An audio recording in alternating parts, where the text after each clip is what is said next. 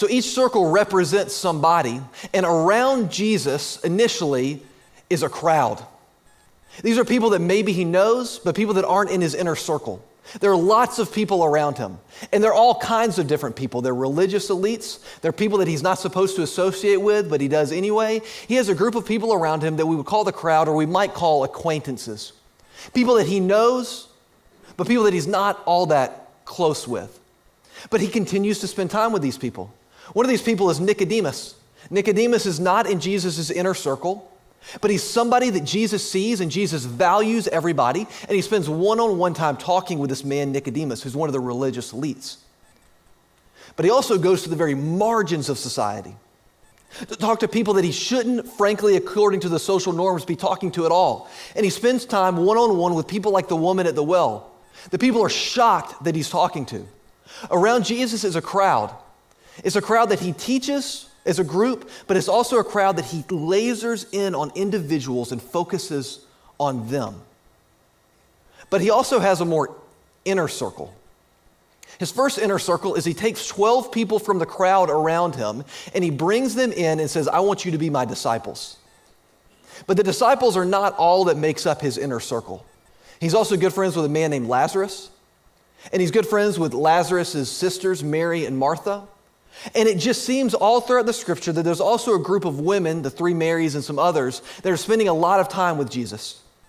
So Jesus takes the crowd and he pulls some people from the crowd into his inner circle, and we would call this maybe his crew. These are his friends.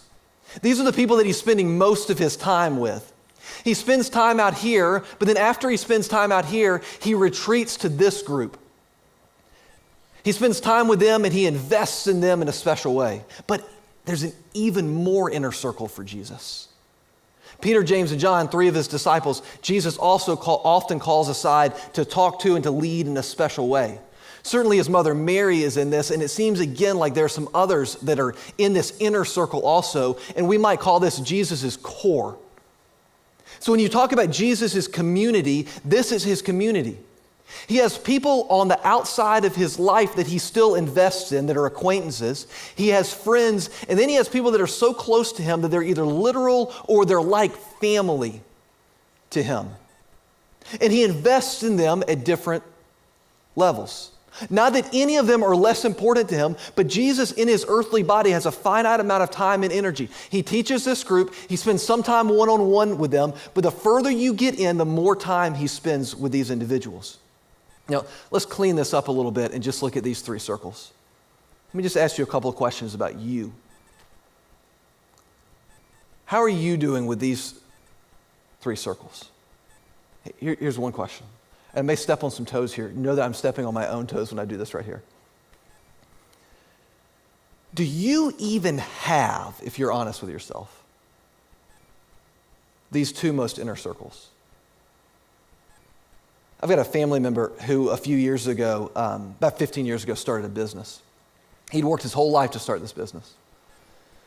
And then a big box retailer moved to town, and it really hurt his business, but he adjusted and made it work. But then 10 years ago, the recession hit and he lost his business. And my dad was talking to him, and my dad told me that he asked him, how are you doing? And he said, I'm going to make it. I'm going to do all right. So one of the things I've learned is that I have a lot of acquaintances, but only a handful of friends. And for you, you may have a lot of people in this outer circle. Do you even have this inner circle? I was talking a few years ago to a counselor who lives in the community. He said, Matt, here's the craziest thing that started to happen. He said, just in the last 2 or 3 years, I've started getting adolescent girls in my office who are lonely and clearly have no idea what friendship is. He said, I've always dealt with adolescent boys who have no idea what friendship is.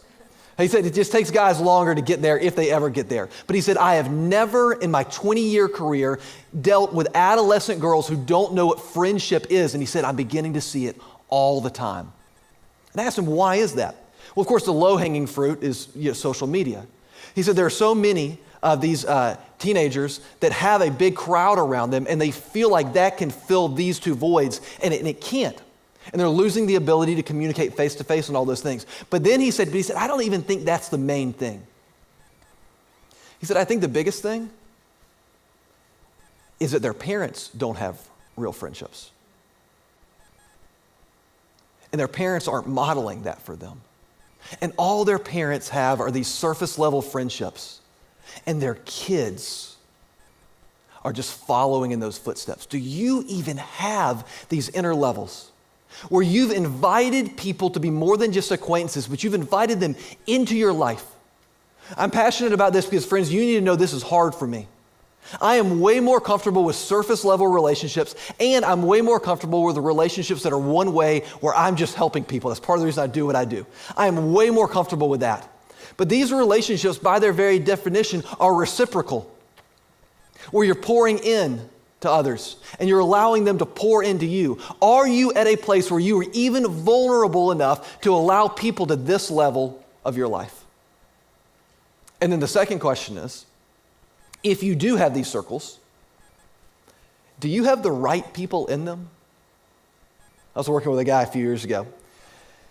He's married, and he went to a ball game with some buddies of his. And partway through the ball game, he and his friends started talking to a woman in the seats in front of him. And partway through the game, he got this woman's number. Now, fortunately, he repented of that after his wife found out, and we worked through it. He never contacted her. We had to work through some stuff with him, but he's got the wrong people in his inner circle. I mean, if he's sitting at a ball game and his friends allow him to do that, he's got the wrong people in his inner circle. I used to tell teenagers all the time, look, here's the thing. If you are dating somebody and everybody around you thinks that you shouldn't be dating that person, they're right and you're wrong. You got to have the right people around you. And some of us have these circles, but we've invited the wrong people in.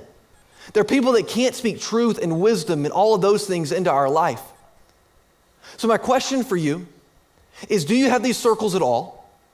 And if you do you have the right people in them? And then are you prioritizing these things? Because as I said last week, there are all kinds of things that want to fit into the 365 days of your year, that want to fit into your 24 hours a day, that want to fit into your 52 weeks a year. There are all kinds of things that want to take your time. And if you're not intentional, the two most important things get buried underneath all of this other stuff. Are you prioritizing these two things? Not because it's the good and right thing to do, not because the Bible tells you to do it, not because some pastor tells you to do it, but because if you invest in these two things, it makes everything else work better also.